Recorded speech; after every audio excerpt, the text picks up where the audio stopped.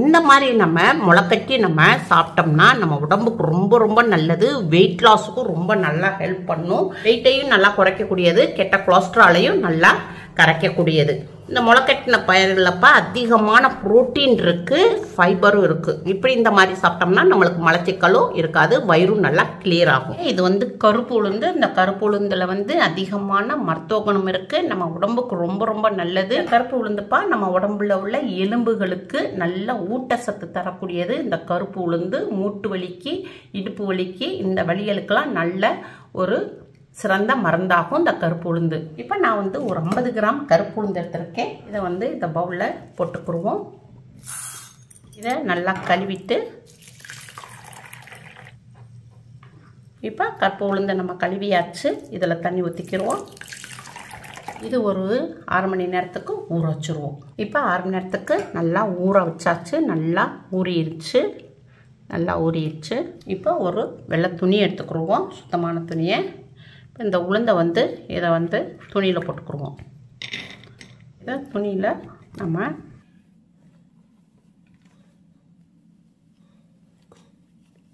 இப்போ நம்ம வந்து துணியில் இதை வந்து கட்டியாச்சு. இதை வந்து ஒரு பாக்ஸுக்குள்ளே வச்சு முளைக்கட்ட வைப்போம். இதை பாக்ஸுக்குள்ளே வச்சாச்சு. மூடி போட்டு 6 மணி நேரம் இதை வந்து முளைக்கட்டுறதுக்கு ரெஸ்ட்டில் வச்சுருவோம். கருப்பு உளுந்தை நம்ம வந்து முளைக்கட்ட வச்சுருந்தோம். இப்போ வந்து ஓப்பன் பண்ணுவோம். இப்போ முளைக்கட்டின இதை வந்து ஓப்பன் பண்ணிக்கிறோம். நல்லா முளைக்கட்டிடுச்சு. உளுந்து பாருங்கள், நல்லா முளைக்கட்டிடுச்சு. இப்போ வந்து நம்ம ஒரு அளவு கப் எடுத்துருக்கோம். இந்த அளவு கப்பில் இந்த முளைக்கட்டின கருப்பு உளுந்தை இதில் கொட்டிக்கிறோம். இந்த முளைக்கட்டின தானியத்தை நம்ம இப்படி எடுக்கும்போது இதில் நிறைய மினரல்ஸ் இருக்குது, இதில் நிறைய சத்துக்கள் இருக்குது. அதனால இப்படி நம்ம முளைக்கட்டி இது செய்யும்போது நம்மளுக்கு இதில் அதிகமான நார்ச்சத்து கிடைக்கும். நம்மளுக்கு நம்ம உடம்புக்கும் ரொம்ப நல்லது, ஹெல்தியானது. இப்போ அம்மா வந்து 1/2 கப்பு அரிசி எடுத்திருக்கேன். இது வந்து பச்சை அரிசி. 1 கப்பு முளைக்கட்டின கருப்பு உளுந்து எடுத்திருக்கோம். 1/2 கப்பு நம்ம வந்து ரைஸ் எடுத்திருக்கோம். இப்போ 75 கிராம் ரைஸ் எடுத்துக்கிடுவோம். இதை நல்லா தண்ணி ஊற்றி நல்லா கழுவிக்கிடுவோம். இடிகள் எடுத்திருக்கேன். ஒரு பல்பூண்டு ஒரு 6 பீஸ் எடுத்திருக்கேன். இந்த இடிகளில் போட்டுக்கிடுவோம். இதை 1 2மா நல்லா தட்டிக்கிடுவோம். இப்போ வந்து பூண்டை வந்து 1 2மா தட்டியாச்சு. இப்போ வந்து தண்ணி ஊற்றி நல்லா கழுவியாச்சு அரிசியை. இப்போ வந்து நல்லா தண்ணியை நிறுத்து கொஞ்சம் தண்ணி இல்லாமல் இருக்கணும். இப்போ குக்கர் வச்சுருக்கோம். குக்கர் வந்து கொஞ்சம் சூடாயிருச்சு. இப்போ நம்ம கழுவி வச்ச அரிசியை இதில் போட்டுக்குருவோம். குக்கருடைய சூட்டில் ஒரு 2 நிமிஷத்துக்கு லைட்டாக வறுத்துக்குருவோம். சாப்பிடும்போது நல்ல ஒரு மணமாக இருக்கும், டேஸ்ட்டாக இருக்கும். வந்து அரிசியை வந்து ரொம்ப வறுக்கக்கூடாதுப்பா, சும்மா அந்த ஈரப்பசம் போகிற அளவுக்கு லைட்டாக வறுத்துக்குருவோம்.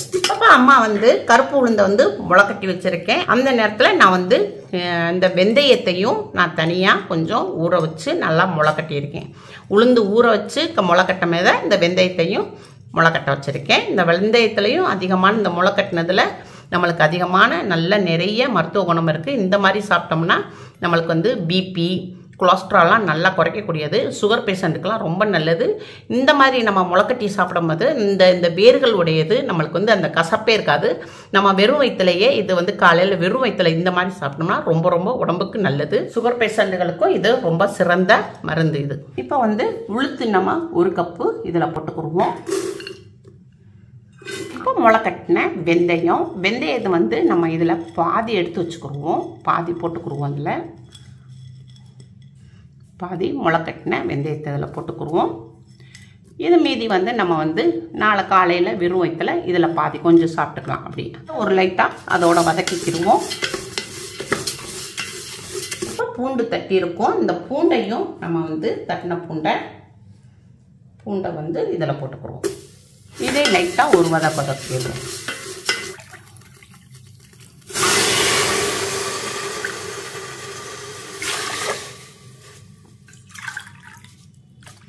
இப்போ 2.5 கப்பு தண்ணி ஊற்றிருக்கோம். இதை லைட்டாக மிக்ஸ் பண்ணிடுவோம்.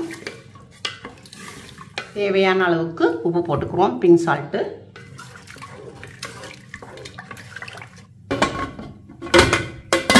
இப்போ மூடி போட்டாச்சு. இதை வந்து நம்ம ஒரு விசில் ஹைலையும் 2 விசில் ஸ்லோலையும் விட்டு வேக விடுவோம். இப்போ உளுந்தஞ்சோறுக்கு நம்ம தொட்டு சாப்பிட்றதுக்கு ஒரு துவையல் அரைச்சிக்கிடுவோம். இப்போ மிக்ஸி ஜார் எடுத்திருக்கேன். 2 காரத்துக்கு 2 பச்சை மிளகாய் போட்டிருக்கோம். இது வந்து புதினா இலை.